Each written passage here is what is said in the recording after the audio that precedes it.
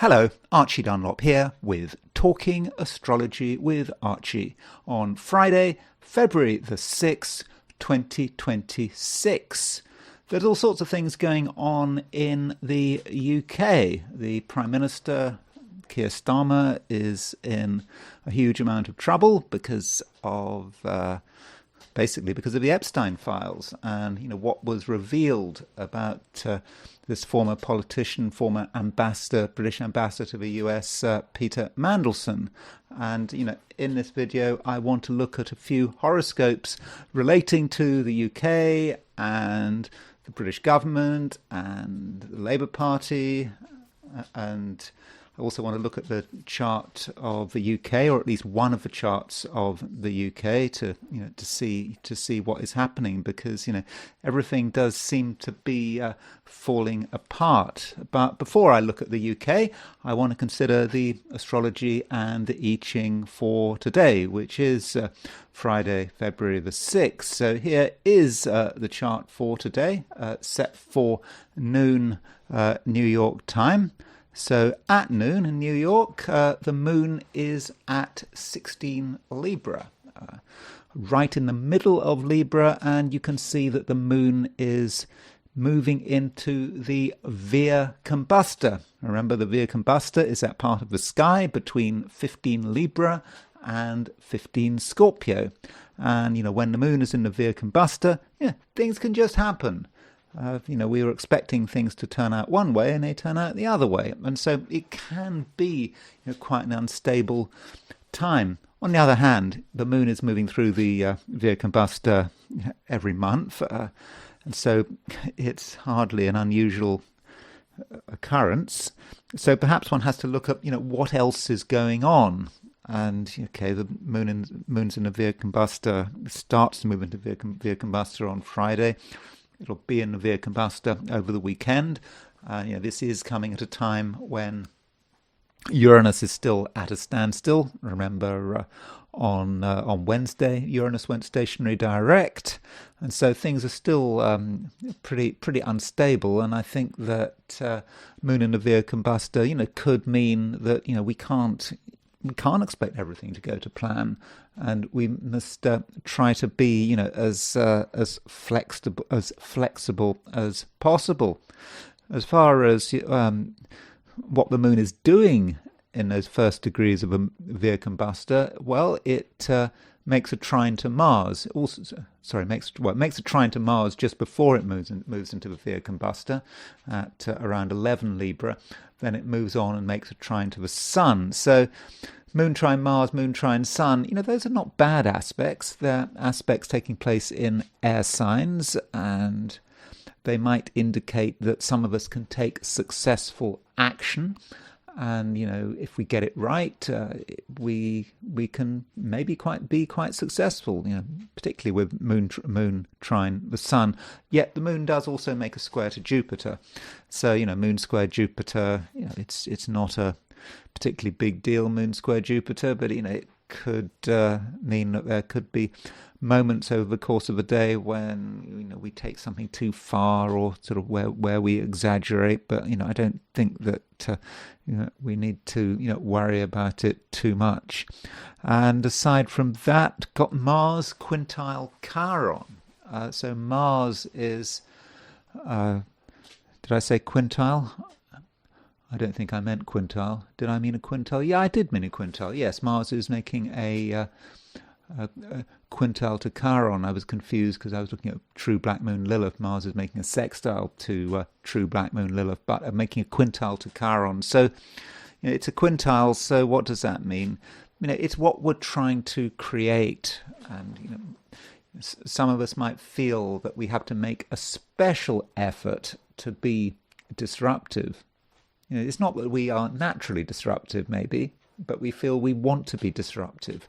We see that maybe things aren't going to plan, and we want to change. We want to change things, and we'd like to assert our individuality. It's not entirely easy, but there is a way. And so, if we feel we're being ignored, and we want to get attention. Perhaps this Mars quintile Chiron, will give us an opportunity to do this. So that's the broad picture today. As you can see, there's not actually a huge amount going on. Now, I'm sure there will be a huge amount going on because you have to look at what's going on politically. I mean, if you look at what, for example, is happening in Britain, I don't know about other countries, of course I'm in the US, but certainly Britain, things are happening all the time. Things are moving very quickly because of the of what's happened with the Epstein files. But there may be other places which are having similar kind of stresses. So I certainly can't say that nothing is happening, but maybe on a personal level, it's not such a dramatic day. I mean, we've got a couple of lunar aspects, Mars quintile Chiron. There's not really huge amount to talk about. So that's the picture for New York at noon. If we switch focus to Sydney, Australia, the moon is at sort of 8 degrees Libra. So if you're in Sydney, Australia, well, the moon doesn't go into a via combustor today at any time. That would be more tomorrow. And as far as what the main aspect is concerned, the moon is really making a trine to Mars. So moon trine Mars in air signs, moon in Libra, trine Mars in Aquarius. That might just be about being able to take action, maybe successful action, but it is a kind of action that has a sort of a verbal dimension. It's a good time to talk. It's not necessarily a time where we actually have to make physical moves or anything like that, but we're aware of what we can do. And with moon trine Mars, Mars in Aquarius, we can say things, perhaps do things, which perhaps demonstrate our individuality. But as I was saying with the chart for New York, there isn't a great deal going on today. And then there is the heliocentric view, putting the sun at the center of the solar system. And I don't know how much there is to report, really. We've still got a Mars Pluto conjunction. Mars is 3 degrees off Pluto, but it's still going on, and some of us may be very intent to express ourselves, to make it absolutely clear that people understand, what we're all about, and the issues of power might continue to be important. Saturn is sextile Pluto. Okay, Saturn is going to be sextile Pluto for some time. This is, you can see that Saturn is at 3 degrees 9 Aries. Pluto is at 3 degrees 30 Aquarius. So Saturn is slowly moving towards a sextile to Pluto. And, with this aspect, what can we say about it? Well, it's perhaps a time to think about what kind of changes we would like to make and how we can institute them. Saturn being about institution. And then the Earth. Oh, yes, the Earth is making an aspect of some importance. So the Earth has just made a sesquiquadrate to Neptune. It's just moving towards a sesquiquadrate of Saturn. So we can therefore say that the Earth is sesquiquadrate the Saturn-Neptune midpoint. Of course, this is heliocentric, and that might be the most important aspect. It's a time when the Saturn-Neptune conjunction is strong. And we have to think about what the Saturn-Neptune conjunction actually is. I mean, what it's about. It's about uncertainty. We would like to let go, but we can't because we're afraid. We're afraid of the future, and we don't really quite know how to proceed. And so it may be for some of us that Earth sesquiquadrate with Saturn Neptune conjunction may be a time where we just can't move, where we can't act because we're afraid. We know we have to do something, but what? We're just afraid of the consequences. And it may not just be us, it may be other people, it may be the world in which we're living. And I think there is a lot of fear around.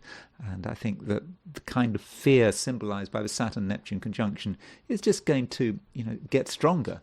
Because, remember, this Saturn-Neptune conjunction, okay, we can see it heliocentrically, but we can also see it geocentrically. And if you look at the geocentric chart, Saturn is in very late Pisces, getting ready to move into Aries, and then I think it's the end of the month we have this Saturn-Neptune conjunction. So now I want to turn to the 12 signs. So these are my forecasts for the 12 signs for today, which is Friday, February the 6th, 2026. Aries. At the moment, Aries, you are feeling that you do have to take into consideration other people, that you can't necessarily do everything on your own. And, this is not such a bad thing. I don't think other people are too much of a bother. I mean, you simply have to acknowledge their existence, acknowledge their presence, and, that might be enough. And that means that, before taking the initiative, whatever that initiative might be, just see what other people have to say.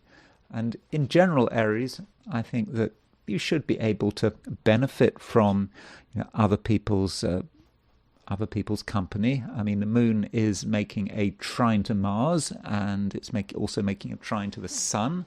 And so, with those two aspects, you probably, shouldn't have a lonely Friday, if at all possible. I think that, definitely, other people, have something to offer. And in the process, I don't think you're going to be giving anything away. I know that Aries as a sign, can be quite independent, but you're not compromising your independence. And also, Aries, you do have a pretty powerful sense of what you need to do.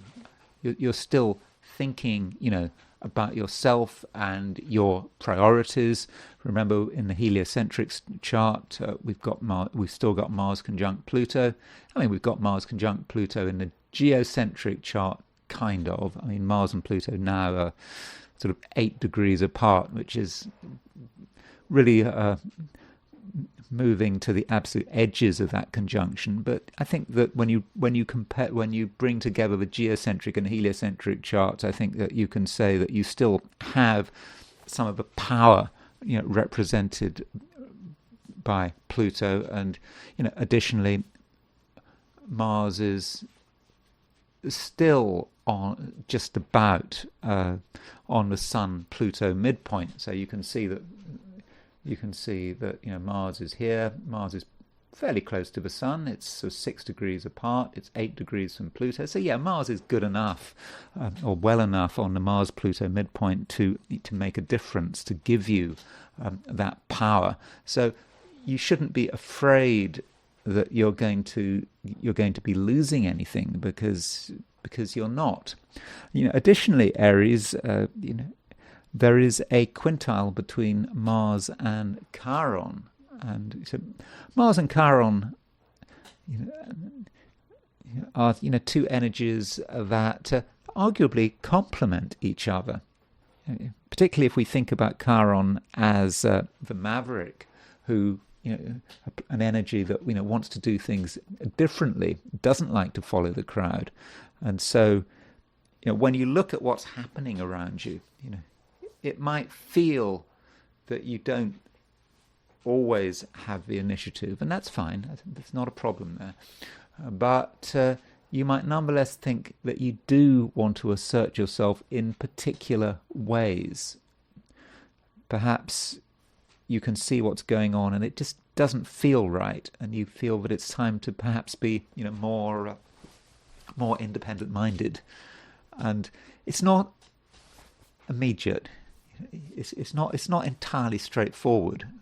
You look at the chart. There are no planets in fire signs. Okay, I know Neptune is in a fire sign, but Neptune doesn't really count in terms of the elemental counts, in terms of how you work out whether you've got a fire emphasis or an earth emphasis. When you're doing that count, you only look at the traditional planets. So there is that lack of fire, that lack of dramatic energy, but that Mars quintile Chiron can be about planned disruption. You look at the situation, you decide that it could be better. I'm not saying it's bad, but you decide it could be better. You could be getting more attention. Maybe you need to create a disturbance. You look at all of that, and then you decide what needs to be done, and you work it out. That's the thing about Mars quintile Chiron. It is quite a planned aspect, and you just have your desire, and you plan it. You think about what you need to do, and you do it at the right time, and it all works out very well. So you can have the best of both worlds. You can really get it to bring other people into your orbit. You can get attention, and you can be the center of things. But at the same time, you can take advantage of other people's company, and you just have to get the balance right. Well, maybe you don't. I mean, you can be, if you really want to be, you can be disruptive.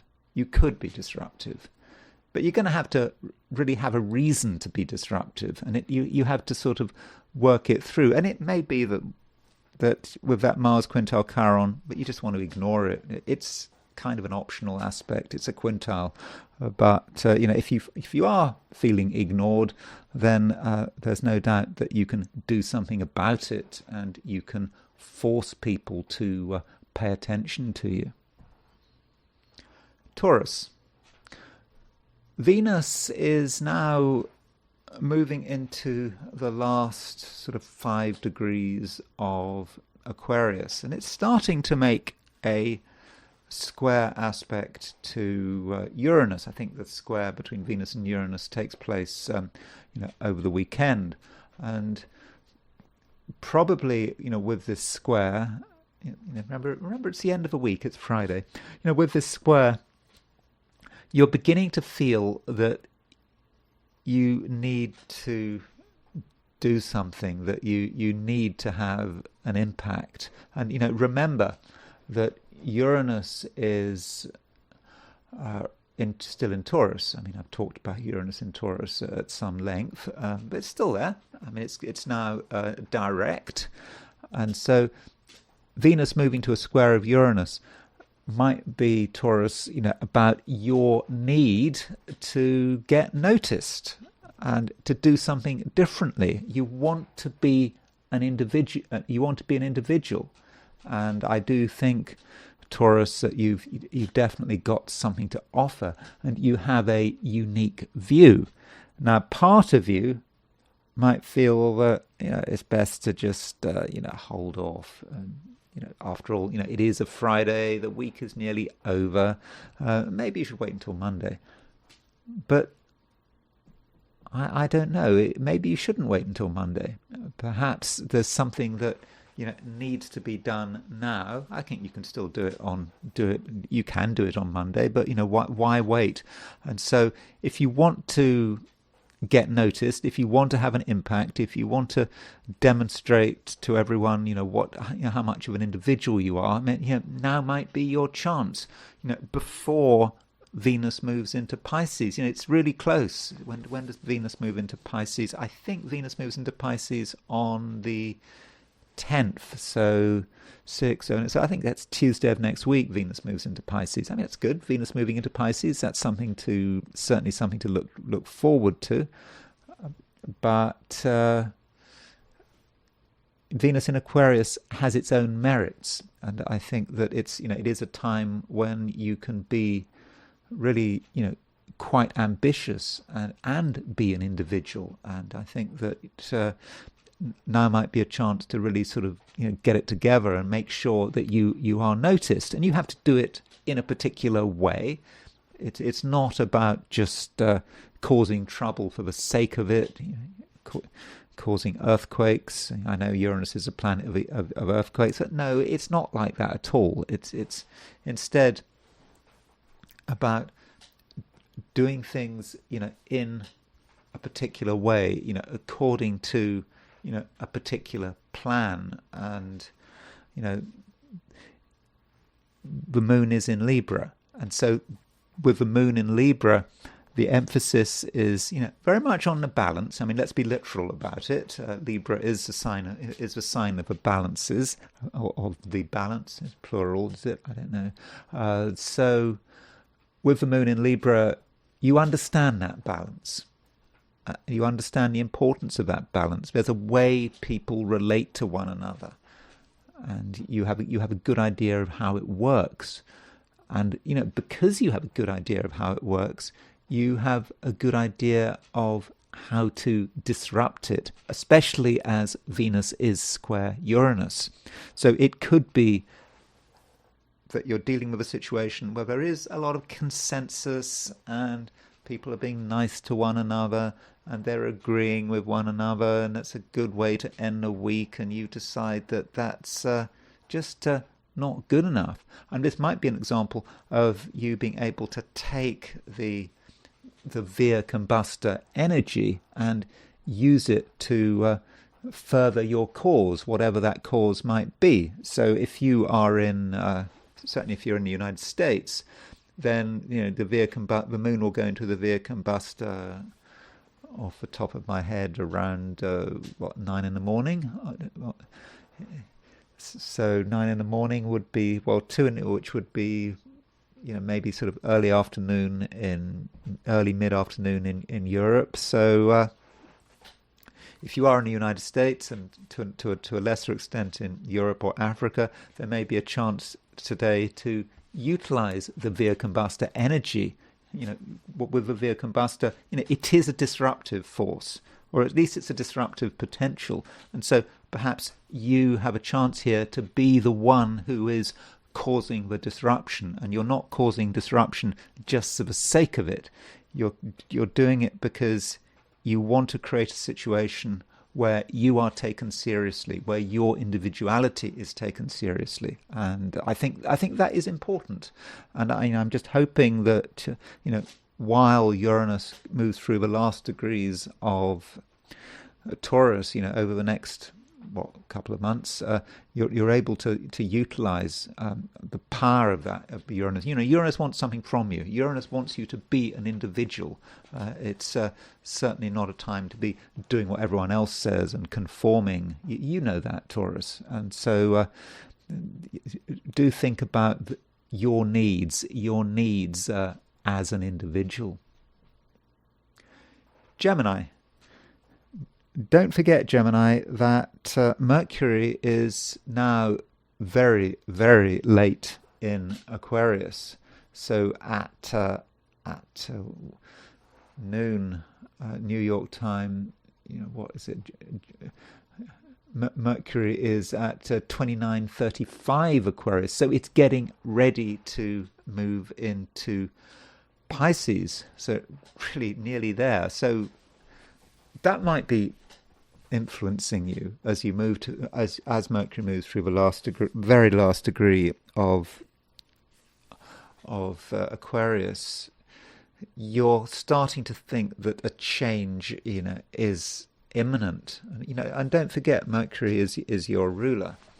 And so it might be, Gemini, that it's the end of the week, it's Friday, maybe it's not a good time to start anything, because if you start something now, it will be based on a particular premise.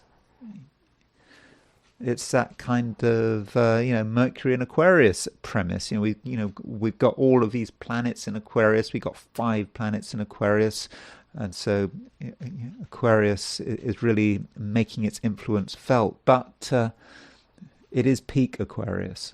It really is, and in a few days' time, there'll only be 3 planets in Aquarius, because early next week Venus moves out of Aquarius. But it's Mercury that matters right now, because it is your sign. So perhaps, Gemini, you shouldn't feel that you should be taking on anything new right now. Instead, you should be finishing things off, and it may be working things out. Maybe you're dealing with a particular issue, a particular concern, and you're nearly there. It's starting to make sense, but there are still a few loose ends that need to be tied. And I think that is something that you very much can do. And at the same time, the moon is making a trine to the sun, and I think that with this moon trine sun, you have a feeling of your own identity and your own sort of individuality.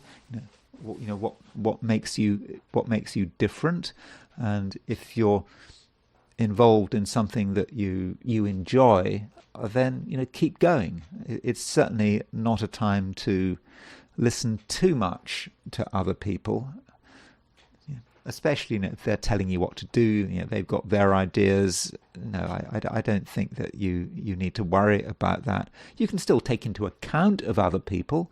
I think that from a social perspective, there are lots of people around, lots of people to get in touch with. You can start thinking about making new connections, but it's not a time, Gemini, to be actually making commitments, because things are still, still in a state of flux. Well, they have been in a state of flux for a bit of time for everyone, but for you in particular, because Mercury is moving from one sign to another, that state of flux is especially strong. And I think that as you move into the weekend, as Mercury moves into Pisces, you'll find that things are clearer. And when I do your horoscope for the weekend, I'll be talking about Mercury's placement in Pisces in some detail. Cancer. You probably feel, Cancer, that basically you just want to stay where you are, like yesterday. I mean, why do anything new? Why take risks? You're happy where you are, and I do think that you have a degree of control, and this is helped by the fact that the moon is making a trine to the sun. It's also making a trine to Mars. When you are on your own ground, you are fine. Your position is I would have said pretty strong, and there's not much that can touch you, not much that can get in your way. So, hold firm, and don't feel tempted to do anything which, is outside your experience. And at the same time, we do have moon square Jupiter. I mean, that's possibly the main aspect of today. I mean, I think, okay, the moon trine Sun, moon trine Mars, I mean, they are trines. I mean, they certainly help things move, but Jupiter is in your sign. And so it's possible with that moon square Jupiter that there's just one thing that you do have to do. You don't kind of want to do it, but it can be something that, works in your favor. It is in your best interest to do it. It might just be an opportunity that you should be taking advantage of, and that opportunity might not exist forever. So if something crops up today and you don't really want to bother with it, then maybe you should have another look. It may be that it's just something that you can take advantage of, but it's not necessarily going to be easy, and you might be in the mood for sort of complaining. It's not something that you really want to do. But just because you want to stay in one place, and that's fine, doesn't mean you have to be lazy. So if you ever feel that you're being lazy, or if you feel guilty about being lazy, then ask yourself, what would you be doing to assuage that guilt, and it just may be that there's just one particular thing that you need to be concentrating on. But in a broad sense, the best way of dealing with today is to stay where you are, and to use your abilities in a way that is quite focused. I mean, you can be very focused right now. You can be focused on things that might be important, that might have a financial dimension, but it's all in your own way. And I don't think that there's any great need to advertise what you're doing. People don't need to know. If you're comfortable doing something, then just continue with it, and you don't have to worry too much about what other people are saying, what other people are suggesting. So it could be Cancer, but today is really very straightforward. Leo, you're feeling relatively good about yourself, I think. You can, I think, do things that are enjoyable, and I think that as far as other people and the world around you is concerned, it's all looking good. Things are running pretty smoothly. You can benefit from friends and others, friends, partners. They're all there for you. We still have 5 planets in Aquarius, so huge amount of planets in your opposite sign, and in theory at least that is about relationships, how you get on with people, and it doesn't get any stronger than it is now. I mean, we've got 5 planets in Aquarius right now.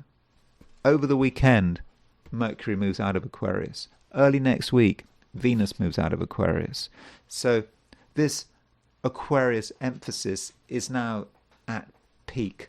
So Leo, if you, for example, are finding that other people are just too much, that you're having to put too much effort into other people and their concerns, I mean, don't worry. It doesn't stay like this forever, and this is as good as it gets, or as bad as it gets, depending on your perspective. But right now, the moon is making a trine to Mars, it's making a trine to the sun, and perhaps it's a time to really be making the most of other people. Perhaps you have been taking other people for granted. You've assumed that people are always going to be there, and that's not necessarily the case. Mercury is on the verge of moving out of Aquarius, and with Mercury moving out of Aquarius, that could be that an opportunity to communicate, to write a letter, to write an email, to ask someone for something, but an opportunity may be about to pass. So if you've been meaning to say something to one particular person, then Leo, now might be your chance. And it's not just because Mercury is about to leave leave Aquarius. It's also because there's a great aspect between the moon and the sun. Of course, the sun is your ruler. So if you've got moon trine sun, that is really a wonderful opportunity to say what's on your mind, to perhaps to get on with someone new. So if you've been meaning, for example, to introduce yourself to someone, or to write a letter to someone, or an email, or a text message, now Friday would be perhaps a really good time to do it. Okay, things might not work entirely, as expected. I mean, the moon is moving into the Via Combusta, so don't assume that people are going to respond exactly how you'd imagine. But I can't foresee any serious problem here. So I think it may be a question, Leo, of taking advantage of ongoing opportunities before they disappear. And one aspect that we have been having for a long time, for I don't know, it feels like months, is a sun on the Venus-Mars midpoint. Every single day that I look at what's happening for Leos, I see Sun conjunct the Venus-Mars midpoint. It's completely ongoing. Now, the reason this Sun conjunct Venus-Mars midpoint is so persistent is because, roughly speaking, the Sun, Venus, and Mars are moving at the same speed. I mean, they're not moving at the same speed. I mean, Mars is the slowest of the three. Venus at the moment is the fastest. But they're kind of moving together. And yeah, the Sun is still conjunct the Venus-Mars midpoint. And, probably, the Sun is particularly powerful on the Venus-Mars midpoint because all of those three planets are in the same sign. When Venus moves out of Aquarius, as it will do, I think it moves out of Aquarius on the 10th, which would be what is that? That would be, that's a Tuesday, I think. It will mean that Sun on the Venus-Mars midpoint is just not, I don't think, going to be quite so strong, and it's not about exact aspects. And so this, brings me back to what I was saying about you getting in touch with people. Sun on the Venus-Mars midpoint, as I've said on numerous occasions, is a very charismatic event. I mean, it's, you put these three planets together. Venus and Mars are the two planets of attraction. Sun on the Venus-Mars midpoint, with Sun being a ruler of Leo, you can be attractive, and you just know what to say, you know what to do, you have a real charm to you. So, make the most of it. Ideally, make the most of it today, because, in a few days' time, the situation will change. I'm not saying it's going to get bad. I'm not going to say you've lost an opportunity to get in touch with people, but it just might not be quite as powerful. So, maybe you need to think about what needs to be done now and sort of not take a sort of wait until later view. And I know that it is a difficult time for everyone. A lot of people are afraid of the consequences of their actions. We are living in unstable times, but still there are things you can do, and perhaps you can be a stabilizing influence. You're a Leo. You're a fixed sign. You can perhaps bring people down to earth in some ways, and so your presence could be appreciated. And if you sort of advertise yourself, tell everyone what you can do, I think you might find that in the end you're appreciated. And being a Leo, you should enjoy being appreciated. Maybe appreciation is a big part of being a happy Leo. Virgo. Mercury is the ruler of Virgo, and Mercury is on the brink of changing sign. So it's now at 29:35 Aquarius. Over the weekend, Mercury makes the transition. It moves from Aquarius into Pisces. I think that is quite an important sign change. Mercury moving into your opposite sign, and now you feel as if you're neither one thing nor the other. Now, I am not a fan of cusps. I don't believe that the cusps have any sort of special signification. I certainly do not believe that on the cusp you have a sort of a mixing, where you as you move into very late Aquarius, you start to pick up on the Pisces element there. I don't believe that works. I do not accept that is how it works at all. It's very different. Mercury is in Aquarius right up until the very moment it changes into Pisces, and then there is an instantaneous change. So that's certainly my view of astrology. You cannot be half in a sign, half out of a sign. On the other hand, the final degree of the sign, it's often said that it has a special signification.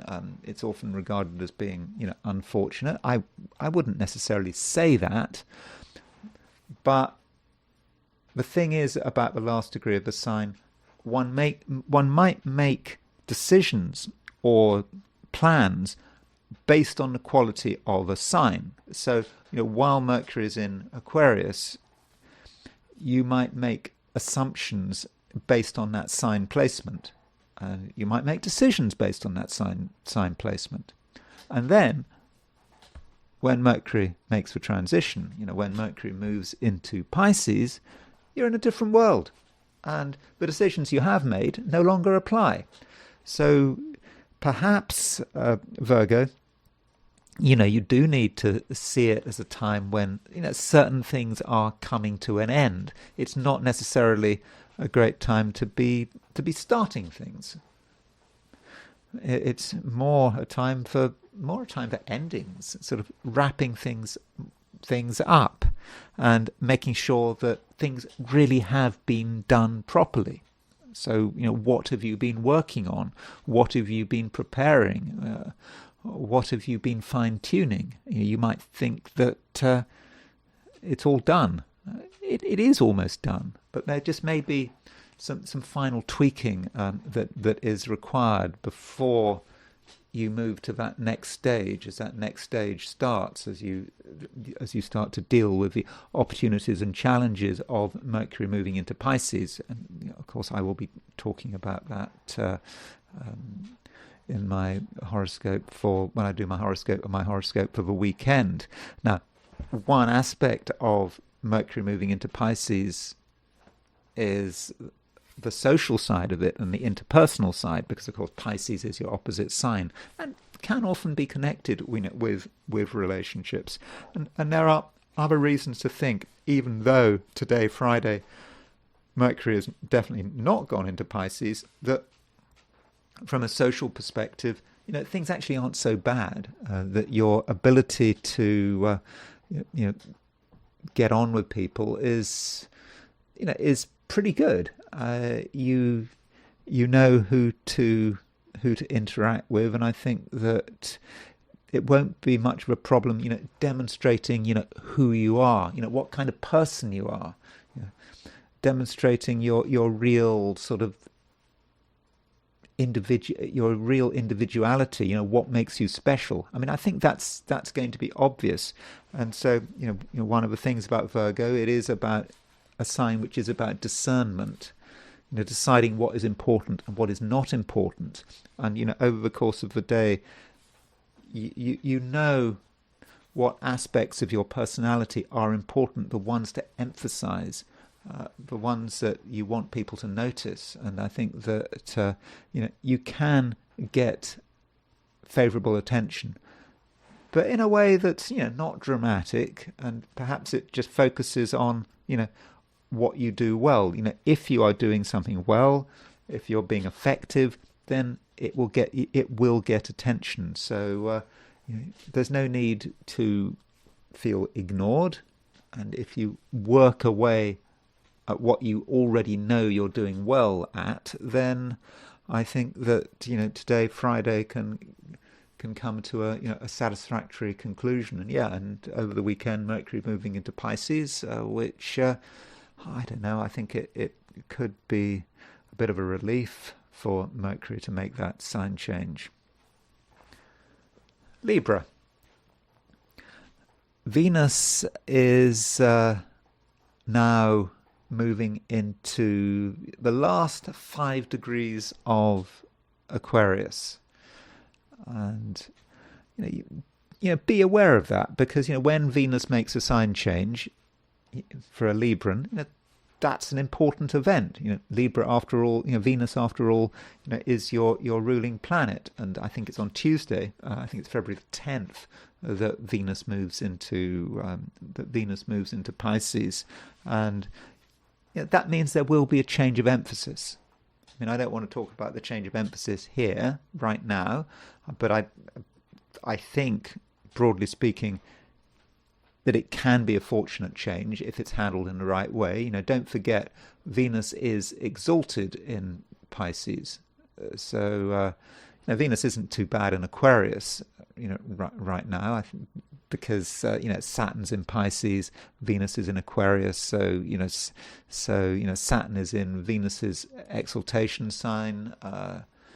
Venus is in Saturn, in a sign ruled by Saturn. So, here with Venus in Aquarius, Venus isn't so badly placed, but with Venus moving into Pisces, there's something exalted about you, or there will be something exalted about how you feel about yourself. And so do get ready for that change. And so as far as, how you should be getting ready, you're perhaps moving into a period, or about to move into a period, where something perhaps has to be taken more seriously. Something that you are currently maybe taking for granted, and it's working well. Maybe you're enjoying it, and it's all very sort of spontaneous, and that's great. But it is going to change, and something that you perhaps took for granted now has to be taken a lot more seriously, or will have to be taken a lot more seriously from Tuesday onwards, when Venus moves into Pisces. It's not just about enjoying something; it has to be sorted out. It has perhaps to be organized if you want it to be a permanent part of the way you are. So that can be often the case with things we enjoy. We can enjoy them at a particular time when everything is working our way, but when things change, we lose the opportunity, and something that was a part of our life, was a fortunate part of our life, suddenly we lose touch of it. It's gone, and we don't want that to happen. Instead, we should maybe be finding ways to be organized about it, and ask ourselves, what do we need to do to make it a permanent part of our routine. Now, that's not something you have to worry about right now, but early next week, when Venus moves into Pisces, that might be something that you have to give consideration to. Additionally, Venus is starting to make a square to Uranus. I think this Venus square Uranus is exact over the weekend. Well, of course, it must be exact over the weekend. So, as Venus starts to move towards a square of Uranus, something might be bothering you. Remember, Uranus is stationary direct. We've had Mercury square Uranus, and so with Venus square Uranus, it may be that over the next few days something will occur to you. It just hadn't occurred to you before. You had been taking something for granted, and it maybe didn't have too many implications. But now perhaps you start to see the implications, and you start to become aware that there are just complications you just hadn't been aware of before. But just because something is complicated doesn't mean to say that you drop it. And in fact, that might be the challenge. Being a Libra, you want things at some level to be simple, to be straightforward. You don't want too many complications. And if something becomes complicated, you might take that as your cue to just drop it. Why bother with it? It's just become too much of a headache. It's too difficult. So let's move on to something else. But when something becomes complicated, you could argue that's the moment it becomes interesting. And if it's interesting, you certainly don't want to drop it. So if you start to hit complications, or maybe there's criticism, over the next few days, people say to you, "Well, do you really want to keep doing this?" You start to feel self-conscious, and you kind of want a quiet life. But I would really suggest that isn't the right approach. You should embrace complication, and that may indeed be about a broader challenge, the challenge of Uranus being in Taurus. Uranus has been in Taurus for 7 years, and maybe if you look back over the last 7 years, you can think about how certain things have become difficult, they have become complicated, and then there was a question of how have you managed them, and you've managed them okay, but sometimes you've been just a little bit afraid of things which are just too intense. And now with Venus square Uranus, you have to perhaps go through with it. And go through with the intensity. But it's a valuable process, and you can take something which you don't take it seriously. It's somewhat peripheral, and all of a sudden it can become a central part of your identity. And maybe this is what Uranus in Taurus is all about. And with Venus starting to make a square to Uranus, that might be something you can do. So if you're feeling that something has to be dropped because it's just too complicated, it's too controversial, then I would suggest, Libra, that you think again. Scorpio. You probably feel right now, Scorpio, that you want to be, quite peripheral. You don't want to be in the center of things. The center just seems a little too complicated. Maybe it's controversial. Maybe you're just getting too much attention, and maybe you just feel that you need a break. And that approach is absolutely fine, and it's kind of what we would expect, with all of these planets in Aquarius, and still got 5 planets in Aquarius. It is peak Aquarius now, absolutely. It's just not going to get any stronger from this. Over the weekend, Mercury moves out of Aquarius and moves into Pisces. On Tuesday, February the 10th, I think that is, Venus moves out of Aquarius. So if you are feeling that you just don't want to do anything, or if you don't want to be seen, you don't want to be heard, then maybe just fair enough. I mean, that is okay. But just remember, this situation is not going to last forever. It is definitely coming to an end, over the next few days. And one aspect we have today, which may be relevant to you, as you think about what you're doing, or rather what you're not doing, you experience a trine between the Moon and Mars. And the Moon trine Mars could be about the sort of the impetus to do something. And this trine probably stronger in Australia and New Zealand than in the US, for example. So certainly if you are a Scorpio in Australasia, that Moon trine Mars, you may have an opportunity to do something very specific, which it doesn't necessarily have to be advertised, but it is specific, it is definite, and it does have results, and it might require on your part a lot of brain power, a lot of thinking, and you think it through and you do something and it's important, but short term no one else seems to notice. Now if you're in another part of the world, if you're in the Americas, that's going to be stronger sort of at the beginning of the day, but the Moon is still in a trine relationship to Mars, Moon in Libra, Mars in Aquarius, and then the Moon is making a trine to the Sun. So that could be the subtle difference between Australia and the United States and the Americas. In Australia and New Zealand, it's about the Moon trine Mars. In the Americas, perhaps Europe, it's more about Moon trine the Sun. I mean, Moon trine the Sun, is a great aspect, and it's a very harmonious aspect. And that Moon trine the Sun may just be how you feel. You feel good. Everything's in the right place, and there's nothing you have to do. Why put yourself out? Why draw attention to yourself?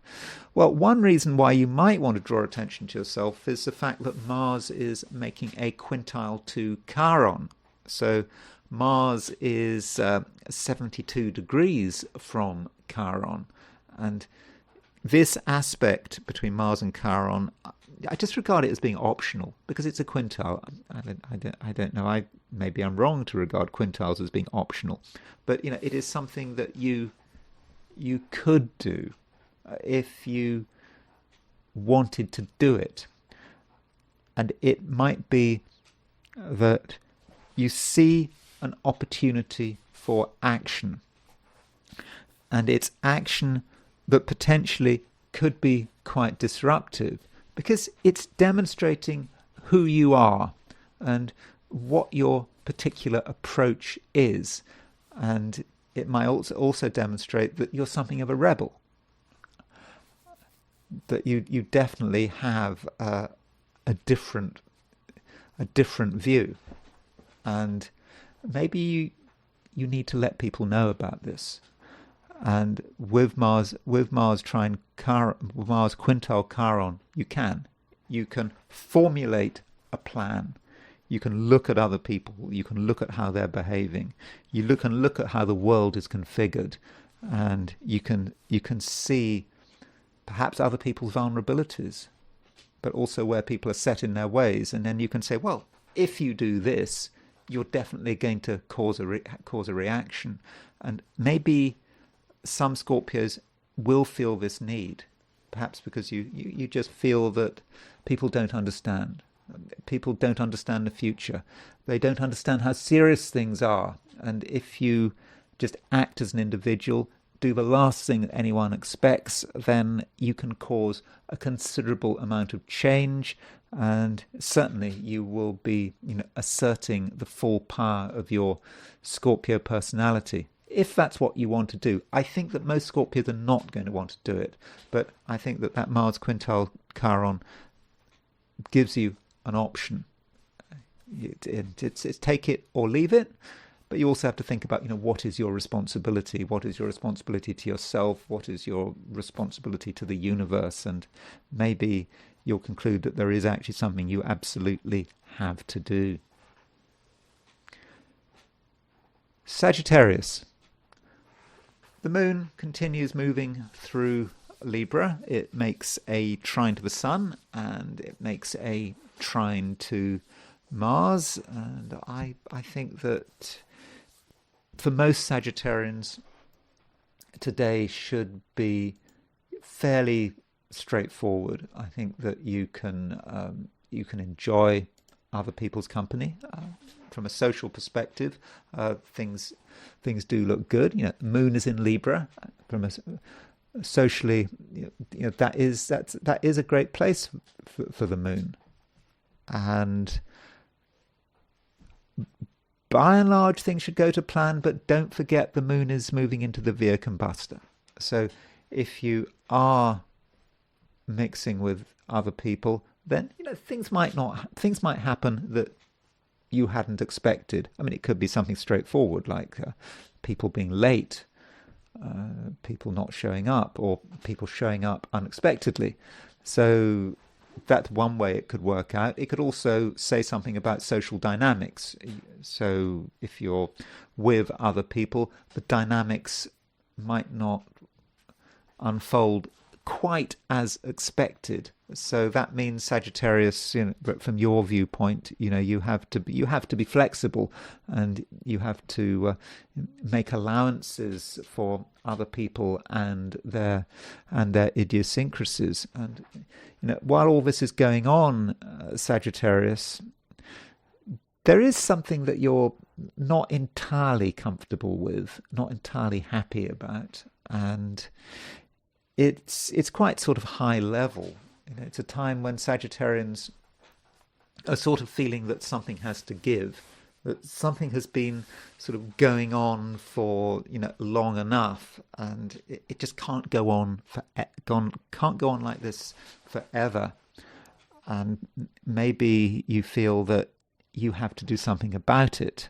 You have to create some kind of change. And Sagittarius, you may be asking yourself, well, what is that change? What is it about, and what can you do?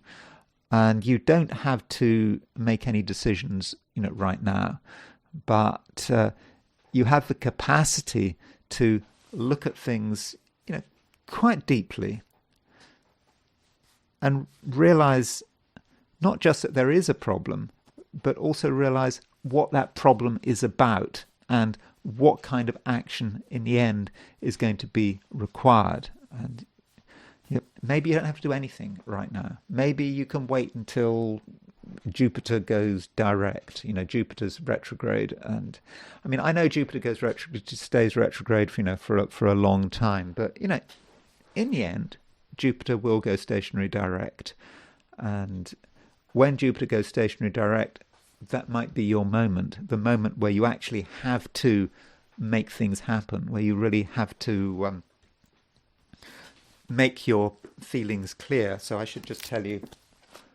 when Jupiter goes direct. I should just know off the top of my head. Hopefully this is the last time I need to look it up. So Jupiter goes direct on, I think it's the 11th. So yeah, Jupiter goes direct on the 10th or the 11th of March. So that's just a month away. And so right now you might start to get a feeling about what actually is going to need to be done next month, because you can't assume that things are just going to stay like this forever. Something needs to change, and maybe just something needs to be broken down. It does happen, and it may not be a question of gradual change. So that is something to think about. Additionally,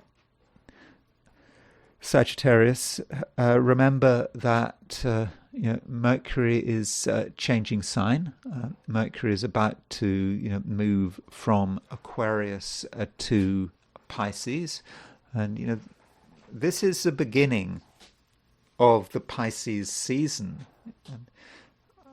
and that's relevant to you. I mean, Pisces is a mutable sign. You are a mutable sign, and so a lot of your emphasis is about to shift as these planets move into Pisces. I mean, I said I don't want to go into too much detail right now, but as far as Mercury itself is concerned, this might represent a different attitude to other people, and perhaps also to your work if you have a job.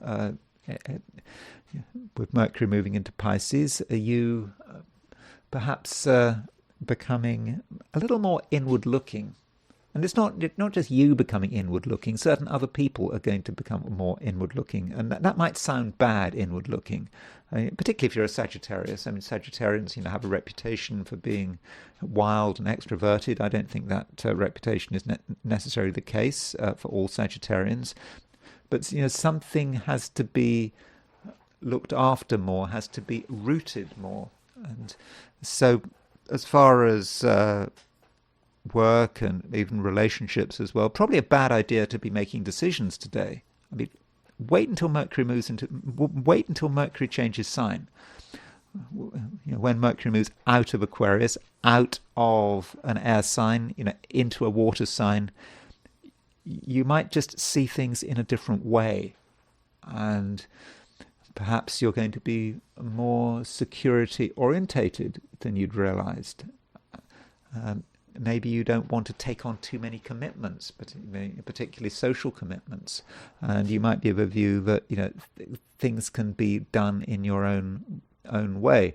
And additionally, Mercury moving from Aquarius to Pisces may be about how someone else changes. You thought you were dealing with someone who was like one thing. There might have been perhaps non-committal, talkative, slightly talkative, but they weren't really ready to make up their mind. And suddenly Mercury moves into Pisces. You might see a different side to someone's personality, something perhaps unexpected. But anyway, I'll talk about that when I do your horoscope for Wednesday. Capricorn. I think Capricorn, it can be a pretty good Friday. You've got the moon moving through Libra. It's making trine to the sun, making a trine to Mars, and because of that, I think that you're going to be very together, very organized. You're going to have a clear idea about what you want and how you're going to achieve it, and I think that you'll get a fair amount of attention. You can be in the center of things. If there are things you don't like, then they can be changed. And this particularly applies to money. Got moon trine Mars, moon trine Sun. That means that you can really assert yourself. And if there's something you don't like, relating to money, you can make your position clear. And I think that in most cases, people will just listen to you, and they'll accept that you've got a good point, and they'll do things your way. They might also be ever so slightly afraid of you. Right now, you come over, Capricorn, as being quite dynamic and forceful, perhaps more dynamic and forceful than usual. And so, if there's something you want, I mean, who is going to say no to you? If you want things done in a particular way, you just have to articulate your view. You do it clearly, and people are going to listen. So it might be Friday, it might be the end of a week. People might be slowing down, but I don't think there's any need for you to slow down. And with the moon making a trine to the sun and Mars, you can get your way without a fuss. It's not about having to flex your muscles, to having to be super assertive. In most cases, it's just enough to just tell people what you feel, and I think that people are just going to listen, and it will be clear, Capricorn, that you absolutely mean business. Now, there will be times today where there is an underlying difference of opinion. I mean, the moon does make a square to Jupiter, and this moon square Jupiter could represent someone who doesn't necessarily agree with you. Now, I've already said that in most cases you're going to get your way, and with this moon square Jupiter, probably you can get your way, but just because you can get your way doesn't always mean that you should get your way. And Jupiter in Cancer may represent a person who doesn't always express themselves. They have their views, but they're not necessarily revealing them. And perhaps you should make an effort to listen to people, or not people in general. Maybe there's just someone you need to listen to, someone who's quite reserved.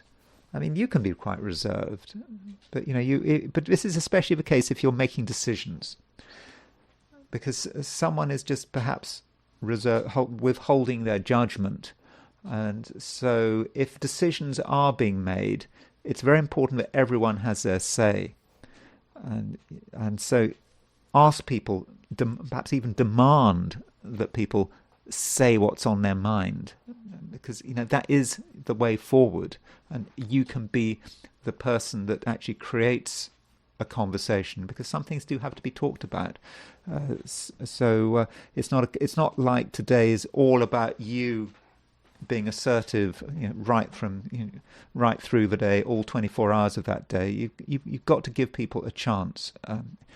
Because you don't want to be in a situation where you do get your way, but there are still people who privately have their doubts. So make sure that everyone does have their say. Of course, it depends on the situation. That assumes that you're in a situation that is very sociable. Maybe you're a hermit, in which case that isn't going to be such an issue. Aquarius. Aquarius is starting to peak now. It doesn't get more Aquarian than we are now. we've got 5 planets in Aquarius. Okay, there have been times in the past when we've had 7 planets in Aquarius, like, I don't know, February 1962. But now we've got 5 planets in Aquarius. And with 5 planets in Aquarius, yeah, that's as good as it gets. And very soon, over the weekend, Mercury leaves Aquarius and it goes into Pisces. So Aquarius, we might say that you perhaps should make the most of it, realize that it doesn't get any better than it is as far as concentrated power, concentrated Aquarian personality. You really can be yourself. And especially now, the moon is making moon in Libra is making a trine to Mars in Aquarius. It's making a trine to the Sun in Aquarius. So you have a chance today to really express who you are. And I think that people are going to listen. If you've got ideas, then let everyone know about them. And use the power of your personality, because it is strong. You can be very positive and dynamic, and at the same time you can be something of a visionary. You can see things in many different ways. You can get a broad perspective if necessary, and you can start to see how things work, how things unfold, and you kind of get an idea about how the future is going to work, for better or for worse. I mean, a lot of people are worried about the future. Maybe part of that is connected with this Saturn-Neptune conjunction. Saturn and Neptune are getting closer and closer to one another, and maybe you're picking up on that worry, and so you can see that the future is not going to be entirely rosy, but you can also see the possibilities. And maybe it's a time to express all of that now. Why not now? If you leave it for a few days, when maybe you'll lose some of that power. I mean, Mercury moves out of Aquarius over the weekend, and Venus moves out of Aquarius, I think, on Tuesday, on February the 10th. You'll still have Sun, Mars, Pluto in Aquarius, but it's not going to be quite the same thing.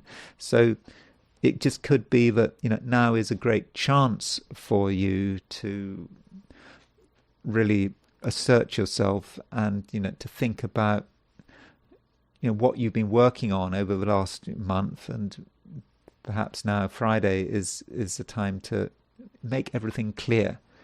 And if you leave it till next week, things might be different. So that's a broad message, and so don't hold back. I know that some Aquarians do hold back. They do like to hold back, maybe because you feel that other people don't understand. Maybe you feel that you're on a different wavelength from they are, but no, I wouldn't go with that. I think that you can get people to understand, and people need originality, and people need a different view. And I think that right now, Aquarius, that is certainly something that you can provide. Pisces. Well, the Pisces season is about to start. Over the weekend, Mercury moves out of Aquarius into Pisces, and then on Tuesday, Venus moves into Pisces. So it's all starting to happen, and of course the Sun won't be long before the Sun moves into Pisces. So that's all something to be looking forward to. But for the moment, it's probably best to just hold back. Perhaps you should particularly hold back now. Your time has nearly arrived, but not quite. You feel, Pisces, though, that something does have to happen, that something should be happening, that things aren't necessarily good enough, that you're you're looking for a degree of change. And the question is, what does change mean? How do you conceive of change? Now, as a Pisces, you perhaps have a reputation for being, quite fluid, sort of flexible, going with the flow. And that is an approach to change. Change can be about, the sea slowly wearing down the foundations of an obstacle. But sometimes change has to be more dramatic. And Pisces, at some level, you're aware of this. You feel that something is just causing problems, and as far as you're concerned, it can't just be removed gradually. It kind of has to sort of tumble down, has to be broken down. And so perhaps ask yourself, Pisces, what is that? What is that thing that needs to be broken down? It's something that you can engineer the destruction of. And I'm not talking about anything sort of evil or unpleasant. Some things do have to be destroyed. We may be talking about objects, but it's more likely to be ideas or ways of being. Or, people have certain attitudes which have just gone too far, they've lasted too long, and it is time for a change. It might even be time for a historical change. Something has been going on for years, and you've had enough.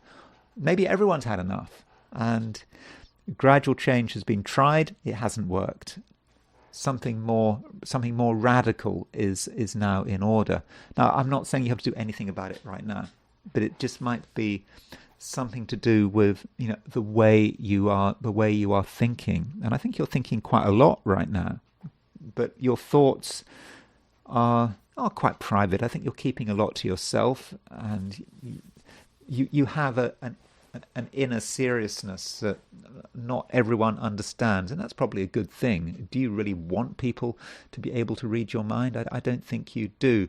But if you are having thoughts about change, particularly radical change, I would suggest that you hold on to those thoughts. I think that they are important, and if you feel that something has to go, then you're probably right. And those are my forecasts for the 12 signs. And now it's time to look at things from the viewpoint of the I Ching. So I asked the question, what is Friday going to be like for those watching the I Ching section of this video? And the first hexagram I got was hexagram number 23, which is splitting apart. Now, that seems to be a really bad hexagram, at least on the surface. I mean, you look at this hexagram, it's unstable. This doesn't look like a structure that's going to last. It might be like a piece of furniture where its legs have been eaten through by termites, and it's just it is about to collapse, and it does represent something that no longer has much integrity, and it is about to fall apart, perhaps fall apart under the weight of its contradictions. And so, this does seem difficult, but does this mean that things are going to be splitting apart for you? And the answer is no. The third line moves, and it's certainly about splitting apart, but who is doing the splitting apart? And the answer is you are doing the splitting apart. You are making the decision to split apart from certain things that have outlived their useful purpose. I mean, this might be about a situation you are in, maybe a social situation, some other situation. It's no good. It's not doing you any good. It's not doing anyone else any good. And it's time to end it. So if you want to end something, now is definitely the time to do it.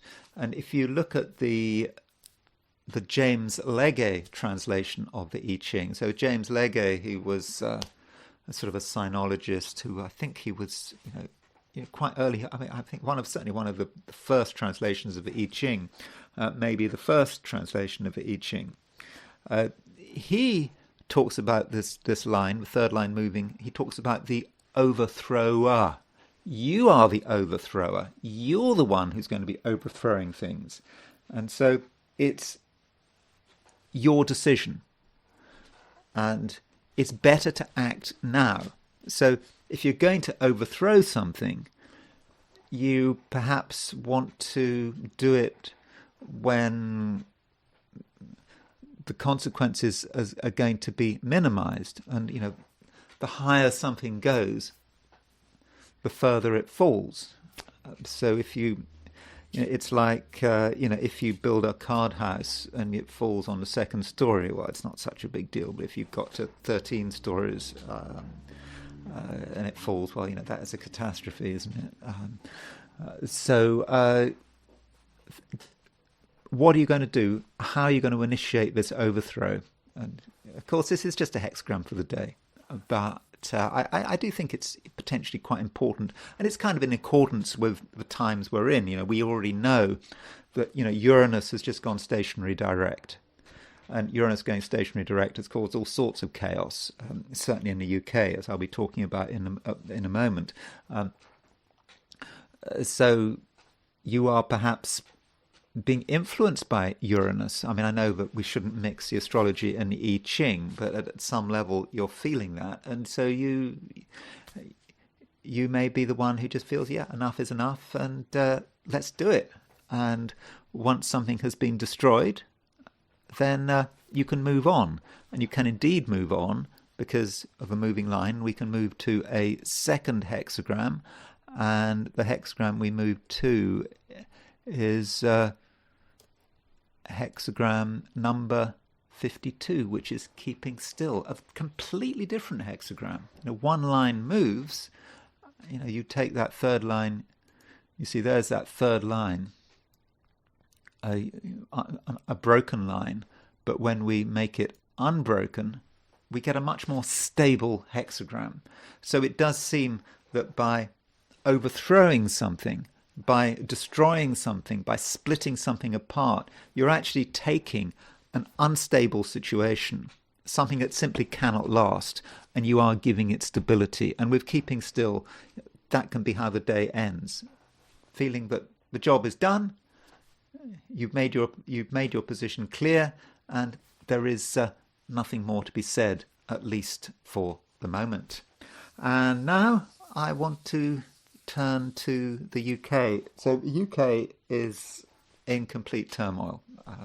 I don't know whether you've been watching the news, but and of course it's to do with the Epstein files, and it's really quite extraordinary. I mean I know some of you are bored of the Epstein files, but what we're talking about is. We're talking about astrology, of course. It's astrology. It's the astrology that matters, and so the story is, if you're not familiar with it, is that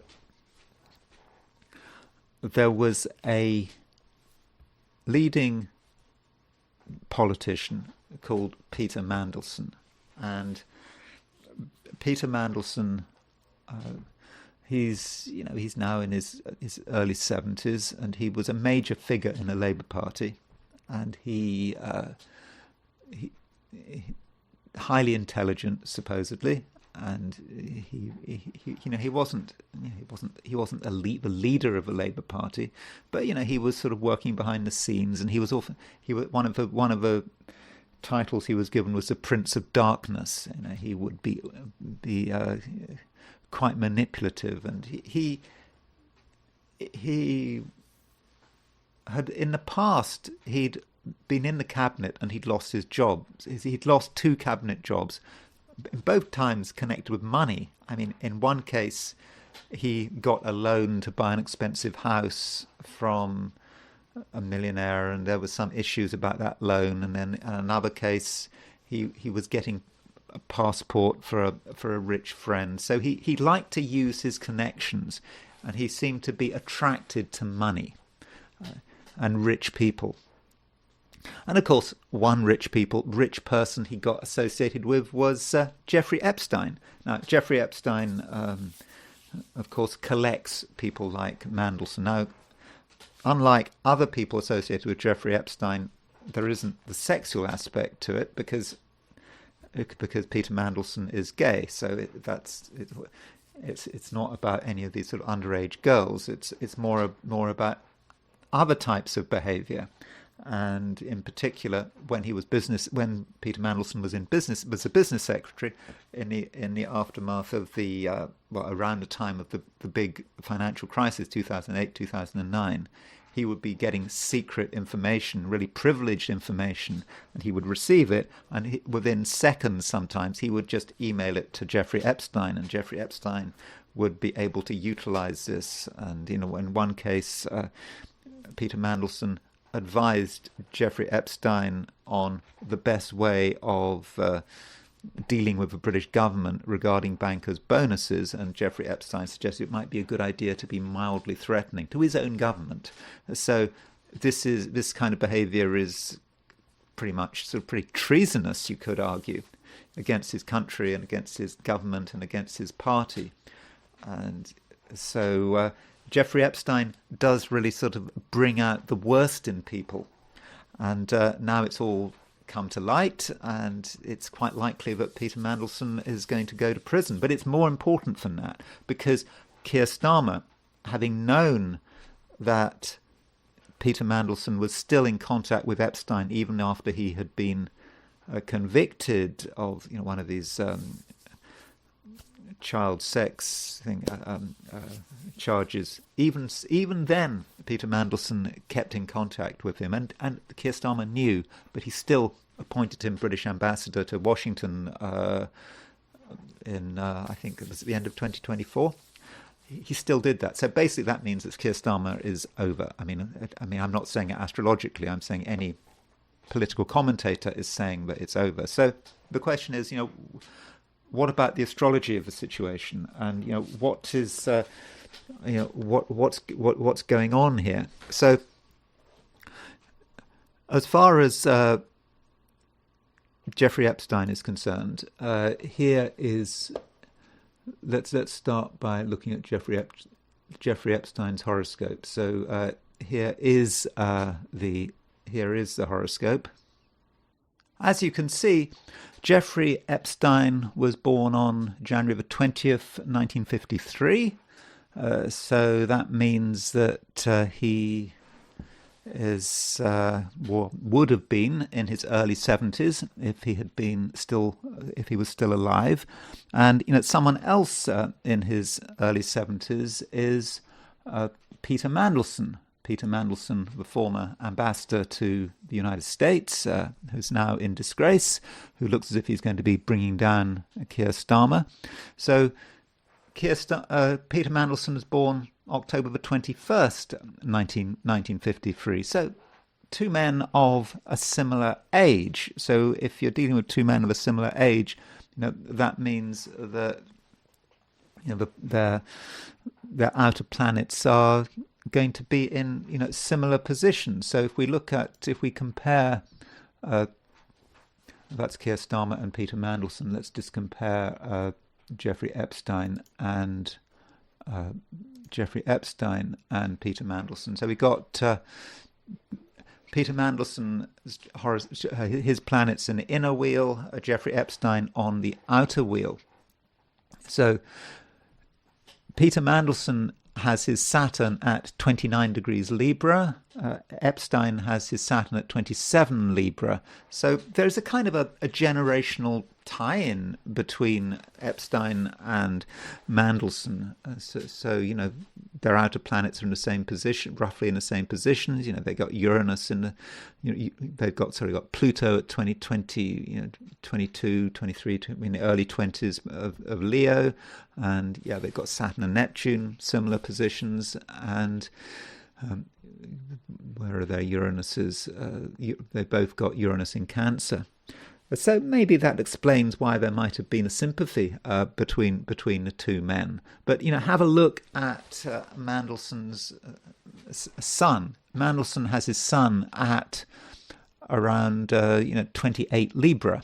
So Jeffrey Epstein's Saturn is right on Mandelson's sun.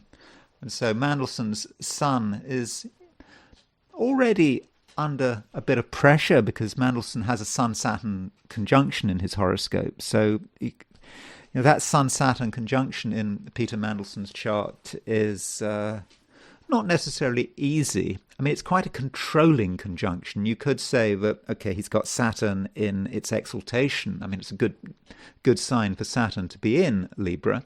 Yeah.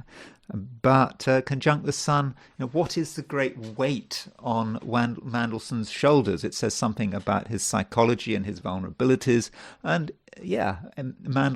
Epstein, you could say, destroyed Mandelson in the end. And that destruction is maybe represented by the Saturn. It's also represented by the Neptune. Their Neptunes are in almost identical positions.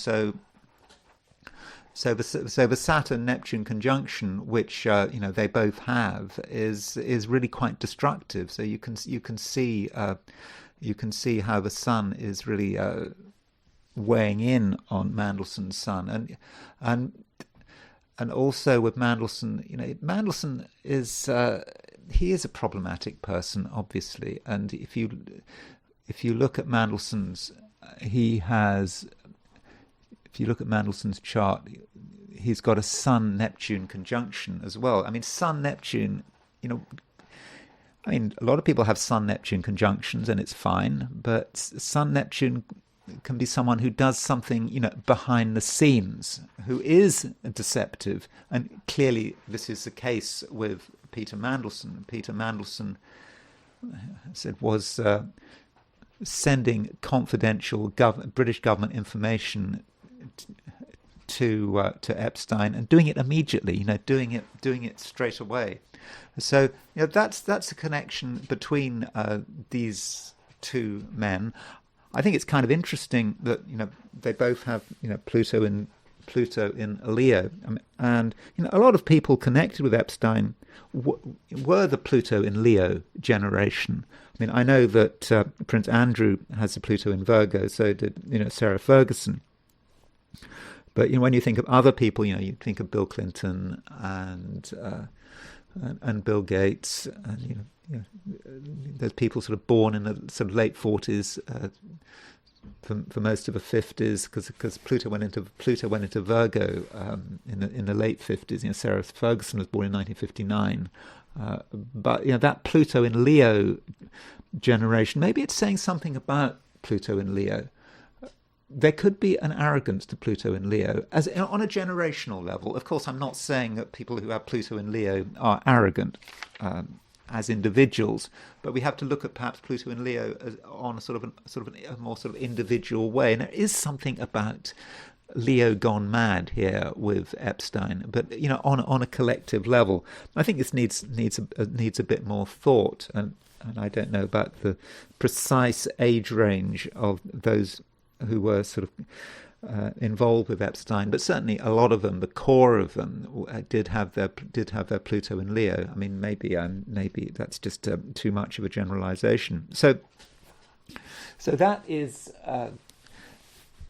Epstein and Mandelson. So Mandelson, he kind of has the Epstein virus. So anyone who is involved with Mandelson is taking a risk. And so Keir Starmer has really made himself vulnerable here.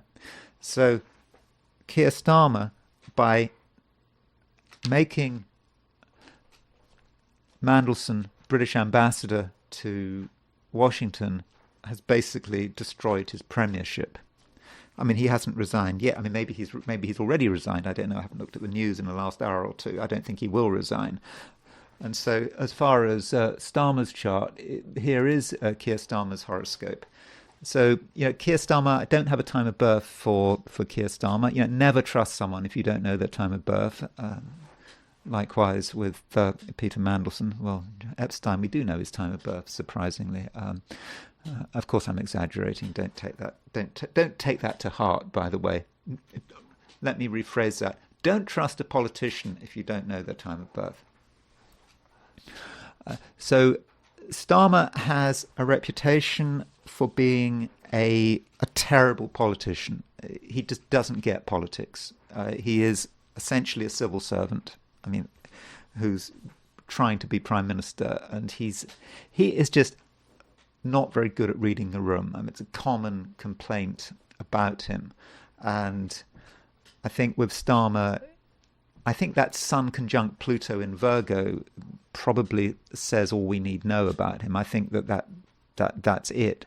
And we're seeing Pluto in not in the light of something that it creates sort of emotional intensity. I mean, it might create emotional intensity, but it's more about emotional barriers. He can't read the room, and so that might be how Sun-Pluto conjunction works.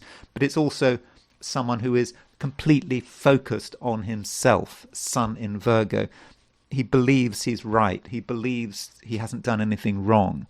A criticism of Starmer is that he's obsessed with procedure. He doesn't sort of talk about the substance of the thing. He's always talking about the procedure. If you got the procedure right, then you're okay. If you followed the rules, you're okay. And being obsessed with procedure, Sun conjunct Pluto in Virgo, nothing more to be said. I mean, that is completely straightforward. And perhaps we're learning something, by the way, about the Pluto in Virgo generation. I mean, the dark side of the Pluto in Virgo generation. I mean, I've got Pluto in Virgo. Maybe it is a generation who is obsessed by procedure. Maybe many of the people who are successful who have Pluto in Virgo are the ones who know the rules. They follow the rules, and they know the system. We've just had a new Archbishop of Canterbury, and she's a woman. There's nothing wrong with being a woman. Am I a Christian? I'm not sure. It depends on the time of day. But she's got her Pluto in Virgo. Obviously, I looked at her chart, but let's just focus on her Pluto in Virgo. And she became Archbishop of Canterbury just by going through the bureaucracy. She went through the nursing bureaucracy. She was like the head nurse in Britain. And she's theologically, academically, there's nothing there. I mean, there is no, as far as I can see, academic expertise in theology, whatever. Okay, sure, she went through the seminary and became ordained as a priest. But you've got someone who just handles the bureaucracy, has gone through the procedure. She's gone through the procedure to be the head of the nursing profession in the UK. Then she goes through the procedure to be head of the Church of England. And I think that this is how Pluto in Virgo is working for those who are successful, who have the Pluto in Virgo. I know a lot of you have Pluto in Virgo, and you might disagree with me, but maybe there is a certain type of person with Pluto in Virgo who's just very good at working through the system. And certainly this is the case with Keir Starmer. He is completely over-promoted. There's no way he should be Prime Minister. But anyway, he is Prime Minister. And his career is falling apart. It's coming to an end. Now, it's difficult to know precisely what's going on because we don't have his time of birth. But he was certainly fooled by Peter Mandelson. He was told, Peter Mandelson, he had been, a trade commissioner in the European Union, and he knew what he was doing, and Keir Starmer fell for it. Why would Keir Starmer have fallen for it? So if we compare Keir Starmer and Peter Mandelson here is the connections between the chart. So Peter Mandelson has his Sun and his Saturn has his Sun-Saturn conjunction in late Libra. So his Sun-Saturn conjunction, his Sun is on Keir Starmer's Venus, his Saturn is on Keir Starmer's Venus. So it may be that that Sun-Saturn conjunction was, really able to get through to Keir Starmer. And Venus, I know that Keir Starmer's got Venus in Libra, but maybe there's something not fully functioning with that Venus in Libra. I mean, we don't know where his moon is precisely, or it's just Venus is how he gets on with people, and maybe someone with Saturn, he's vulnerable to someone who has a Sun conjunct Saturn in Libra, but you can see how Saturn is messing up with his Venus. In Venus could be how you judge people. One thing Starmer said about Mandelson, he would say, "Oh, he lied to me." So he continually lied, and so that didn't help, and maybe Venus believed those lies, and so that's Keir Starmer and Mandelson, and then we want to talk about Keir Starmer's regime and Keir Starmer's leadership. So Keir Starmer became leader of the Labour Party. There's a difference between becoming a leader of a Labour Party and becoming Prime Minister. So this is when he became leader of a Labour Party. The Labour Party had just won a general election. Sorry.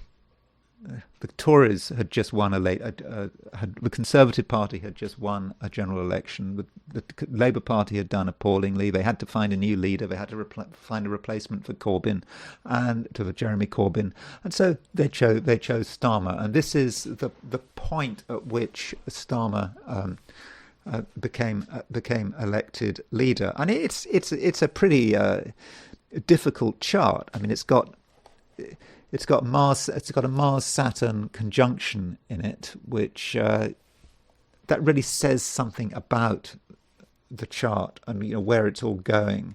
And it's difficult, it's tough, and the moon is at 23 degrees Leo. So the moon is, I believe, void of course. So just because you become elected leader when the moon is void doesn't mean to say in the short term you're going to be unsuccessful.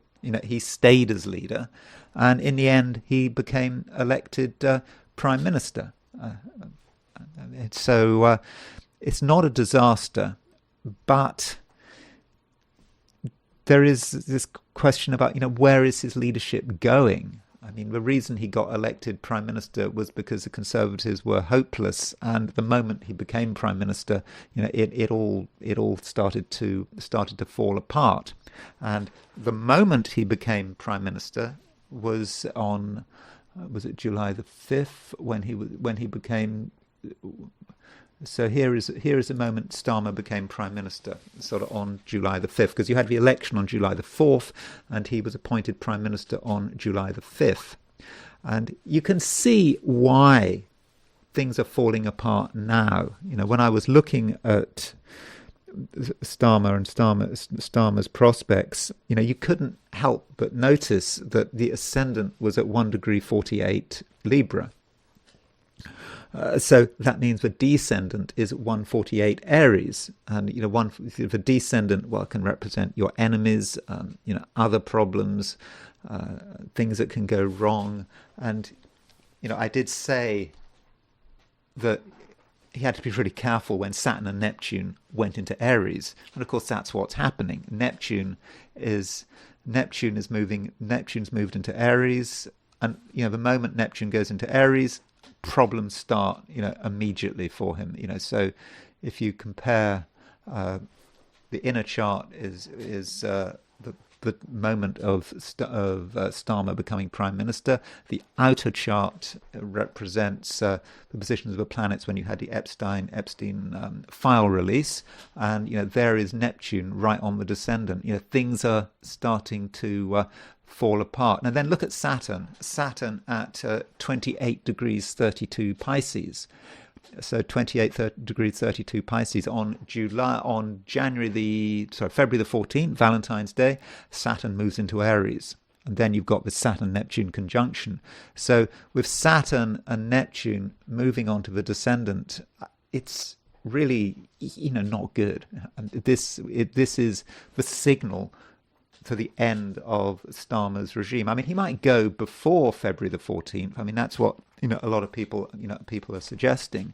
And at the same time, at the time of the file release, it's kind of interesting that the moon was at around 14 degrees Cancer, 13, 14 degrees Cancer. So the moon was exactly on the Starmer regime's sun, which is interesting because the moon was also on the United States' sun. So Starmer became prime minister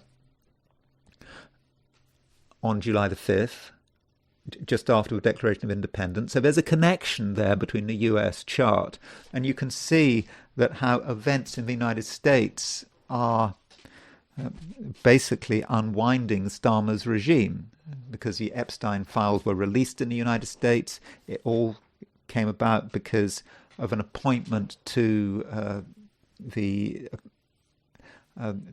British Embassy in Washington, appointing Mandelson as British ambassador in Washington. Why did they choose Mandelson? Because they were afraid of Trump's tariffs, and they thought Mandelson was the right person to, sweet talk Trump into being more accommodating. Apparently, he was quite effective as an ambassador in Washington, up to a point until the Epstein information started to be known. So I think the key point with the Starmer regime, is the Saturn-Neptune conjunction, and it's so Neptunian, isn't it?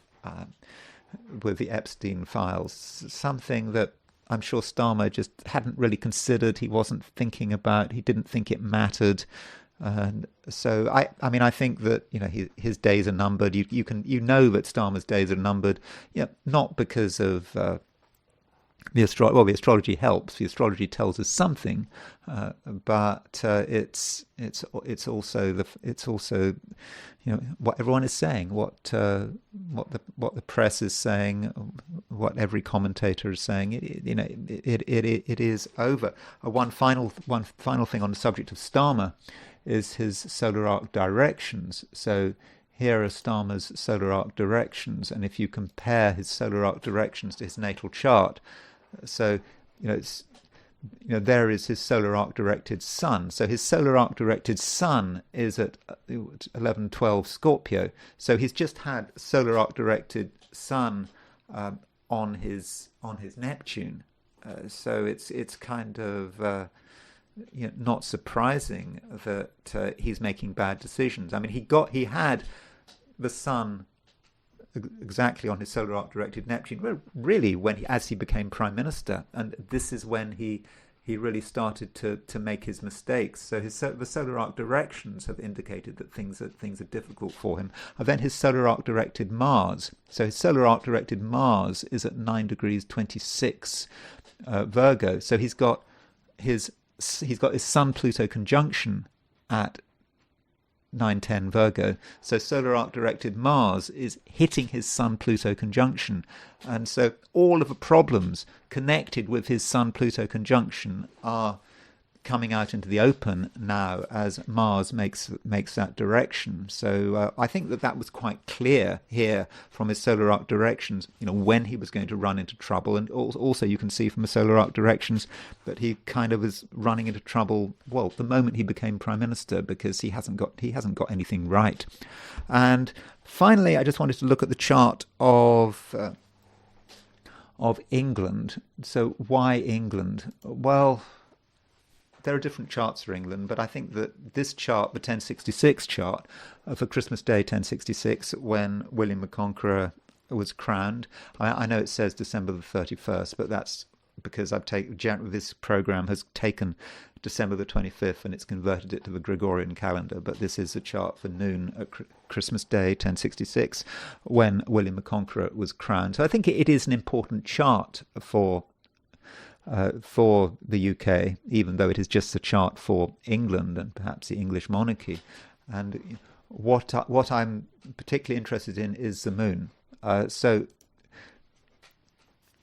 Britain's moon is at 29 degrees. These are the outer wheel. The outer wheel is the chart horoscope for the file release. So Britain has its moon at 29 degrees 3 Pisces, and the moon maybe says something about British people.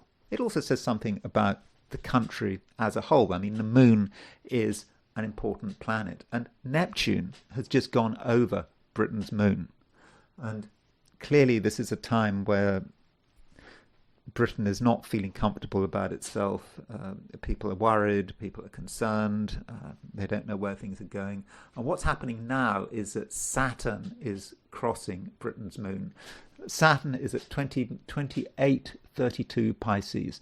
So over the next couple of weeks, Saturn crossing Britain's moon, or the 1066 moon, and we're seeing that things really are just sort of falling apart, maybe for the country, because it's not just about Keir Starmer. It's also about Prince Andrew and what this says about the monarchy. And the monarchy is now being seriously questioned. There is a view that these Epstein files are not going to just affect the government, but the monarchy as well. What Prince Andrew has done. I mean, things were bad with sort of Meghan and Harry, but Prince Andrew's behaviour is just taking things to a new level. And there is the question of, why did the Queen, allow Andrew to do what he did? She didn't control him, and so it's raising questions about her judgment, and of course it's raising questions about the whole monarchy. So as far as Saturn on Britain's moon is concerned, it's perhaps more fundamental than just the Epstein files. This is a country that is very unhappy with itself, and I think Saturn on the moon, over the next couple of weeks, I think that we could see more things going on. This is kind of only just started, and maybe this does reflect the fall of Keir Starmer, and what that says about the country and its government. So things are looking difficult in the UK, but they are certainly looking interesting as well. So that's all. I'm sure I'll be returning to the subject. I did want to talk perhaps about Sarah Ferguson and Prince Andrew, but I think I'll do that in another video. So thank you very much for watching this video. If you did enjoy this video, I'd be very grateful if you were to like it. If you're not subscribed, super grateful if you were to subscribe. If you want to buy me a coffee, there's a link in the description, and I will talk to you again tomorrow.